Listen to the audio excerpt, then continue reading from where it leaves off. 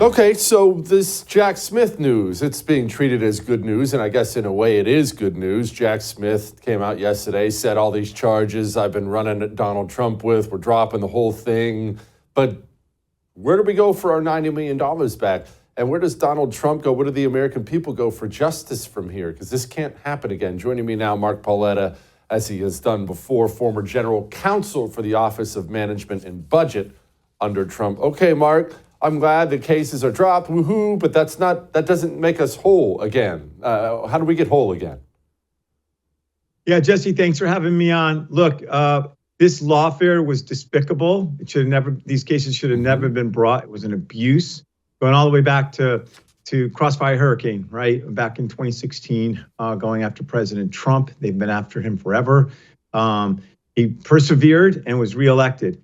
I think on January 20th, the president and his team should, begin what I call accountability, which is to look into this lawfare, to look into those who abuse their offices, to look into those who sought to deprive people of their rights. And that's what you need to do. So that begins the accountability. I've been around long enough to remember when the Democrats enacted the independent counsel statute, kind of the beginnings of lawfare back in 1978. That's the law that was absurd in that it let federal judges pick prosecutors to go after the executive branch, and they did. And they terrorized President Reagan and his team. And it wasn't, and everyone loved it until it went after Bill Clinton with Ken Starr. And they realized, wow, this is not a good idea to have out of control prosecutors. And so they let that law lapse. This is sort of the independent counsel 2.0. They're called special counsels now. They're actually controlled by the president and his team and the attorney general. But there needs to be accountability of not just federal prosecutors, right? But the state prosecutors, the local prosecutors who went after President Trump and his allies and his family, and investigate and if appropriate, prosecute them under 18 U.S.C. 241, which is a conspiracy to deprive rights. And that's the only way, right? This isn't retribution, as I call it. It's called accountability, holding people accountable for their acts. No, justice is what we need. We don't need retribution or revenge, but we do need justice. Otherwise, we don't have a country anymore. Okay, so I'm going to use a big lawyer word. You're going to be very proud of me, even though I'm stupid and uneducated. You mentioned what the crime would be, but what do we need to find to make sure that is prosecutorial? Did I say that word right, Mark? Yeah, prosecutorial. Yes, sir. Yeah. Yes. What do we need to find to make sure that it was prosecutorial?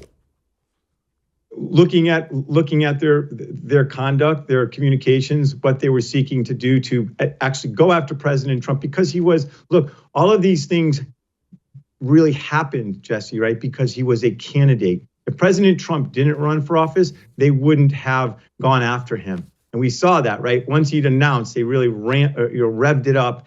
And you saw Jack Smith going after him, filing superseding indictments weeks before the election. Those are all things that sought to deprive President Trump of his right to run for office, right? Of his rights as an American citizen. So looking for, through depositions, through subpoenas, looking at their communications to see the communications between Fani Willis, right, and down in Georgia, and the Biden team, Tish James, AG Tish James, Alvin Bragg. We all know they were working together, coordinating, and so that's the kind of stuff you want to sort of dig into to determine whether there were. It certainly looks like there was a conspiracy to deprive President Trump of his rights, and then make the case and, if appropriate, prosecute them.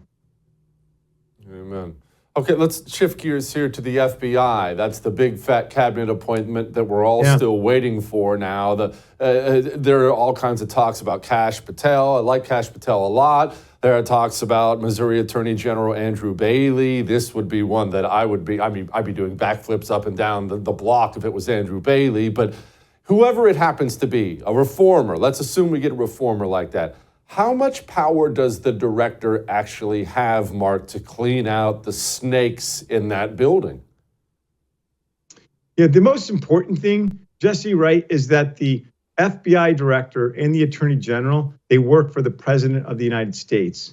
And that's something that the left, starting kind of in the 70s, this whole idea that the DOJ and the FBI are independent and they get to look into anything they want. They don't. They work on what the president directs them to work on. President directs them not to work on something, they don't work on something. Looking into these employees, the leadership, I think, of the FBI has gone, whatever you want to call it, woke, weaponized, anti-Trump, absolutely obsessed with taking down President Trump. The rank and file agents are, a lot of them are great Americans, right? Trying to do their job. They're just told by their leadership, go after, parents going to school boards, Catholics going to mass, people, pushing back on the vaccine, all those sorts of things, going after, or suppressing, the Hunter Biden story with the laptop. So, there are, civil service laws and rules, and you need to, deal with them, reform them, but make every means possible to get rid of the bad apples. Because when you look at I spent 3 years at OMB. When you look at the polling of career employees, what they hate the most are bad apples, people who are actually abusing the system, who don't work, who resist. And what's very, very clear, right, coming in 2016, right, was a tremendous victory by President Trump. It was a disruptor. This time around, right, he campaigned on a very clear, agenda of deporting illegal aliens, right, securing the border, shutting down the weaponization, getting rid of DEI, investigating anti-Semitism. All those things, FBI agents and the Department of Justice career employees are required to go all in to support those things, or they should be suspended or terminated when they try and block or slow roll these investigations. I posted on X several examples of career employees in the last administration stonewalling the investigation into Yale University for discrimination, and into Andrew Cuomo and all the elderly who were dying in the nursing homes under COVID. Right, the career people were fighting those things. Those people should be fired, right? And we should fight that if they try and sue after they're terminated.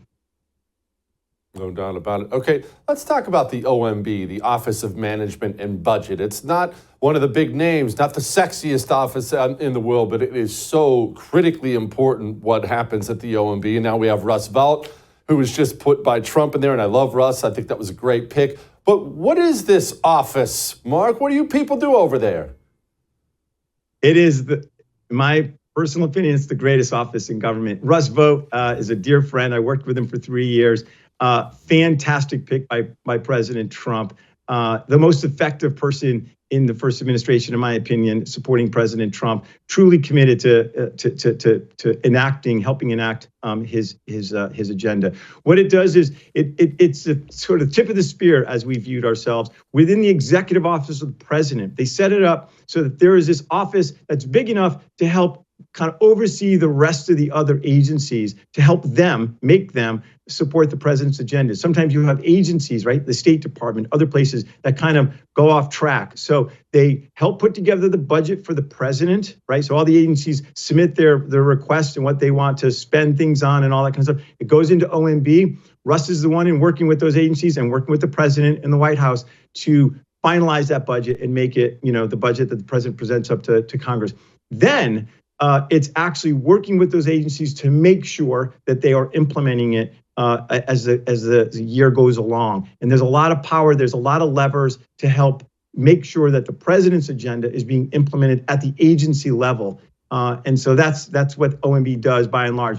When President Trump was looking, when Congress refused to give him the money he asked for to build the wall along the southern border, he came to us. I was the general counsel at the time, said, find money for me in the federal budget. That's what we did. We went, because we have lots of experts. We found, billions of dollars at the Department of Defense that we were able to tap when the president declared an emergency to build the wall. When the president had concerns about the Ukraine money and the corruption that was over there, and he wanted to pause that money, I was the one who wrote the legal opinion to pause that money so the president could have time to review his options of how to spend that money. So it's those sorts of things that OMB does. It's within the executive office of the president. It is I won't say it's a secret, but it's below the radar office that is a great machine, an engine to help the president. And Russ Vought is the best person he could have possibly picked for that position.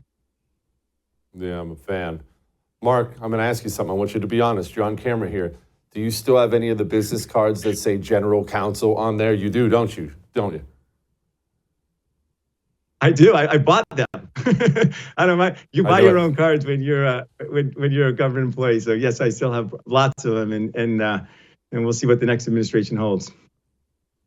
Yeah, I'd hand those cards out to everybody just to brag. Mark, appreciate it. Thank you so much. I would thank you for coming to my YouTube channel, but I know how brilliant it is, and I know you love it here. So subscribe and watch. We're going to start really ramping things up and putting some funny stuff, some interesting stuff out there, some collaborations. Either way, my YouTube channel is officially the place to be. So stick around.